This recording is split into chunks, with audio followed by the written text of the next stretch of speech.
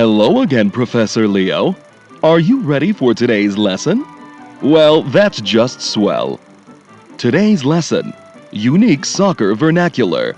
Variations of soccer have been around for centuries, but the game as we know it today was invented and standardized in England in the mid-1800s. As we all know, they say things a little differently across the pond, making the soccer terms we use today a tad unique. Thankfully, we have Professor Leo here to translate a few of the more confusing ones into everyday English.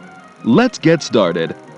When we say pitch, we mean field upon which the beautiful game is played. A match is simply another term for game. A side is another way of saying team. For instance, golly, Real Salt Lake is a fantastic side.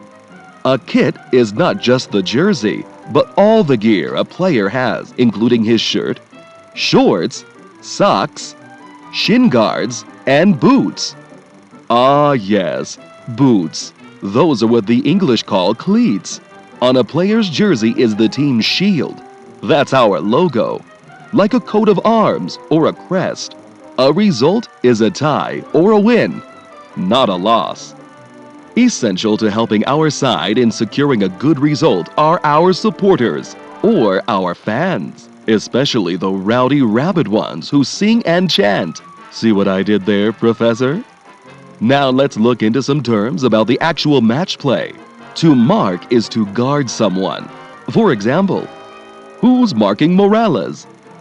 Pace means speed, as in, boy, that Robbie Findlay has a lot of pace.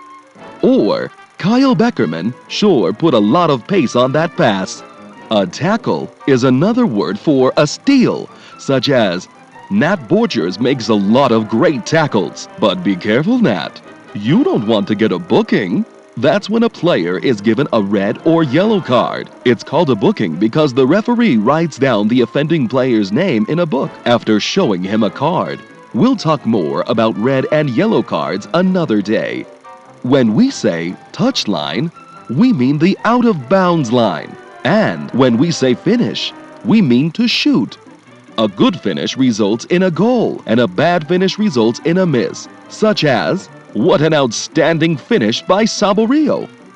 Speaking of goals, an equalizer is what we call a tying goal. That means the score is now equal. If you're good, you'll be able to notch a brace, or 2 goals scored by one player in a match. The term was initially used in hunting to describe a pair of animals. Yeah, I don't know either, Professor. If you're really good, you'll get a hat trick, or 3 goals scored by one player in a match. According to the Oxford English Dictionary, hat trick came into use in 1858 after an English cricket bowler was given a hat by fans for taking 3 wickets in 3 balls in a match. Sometimes things don't go the way you want, and when the whistle is blown indicating full time or game over and you haven't been able to score at all, we'd say your score was nil. That means 0. It comes from the word nihil, which is Latin for nothing. We should mention the terms cheeky or tricky, audacious, daring. For example, that's a cheeky move there by Javi. A dive is also known as a flop for you basketball fans out there. And finally, a nutmeg. It means to send a ball through a player's legs, like Luis Gil does here. This saying originated from when American nutmeg exporters would put wooden nutmegs into the sacks they shipped to England. Through this, getting nutmegged soon came to imply stupidity on the part of the duped victim.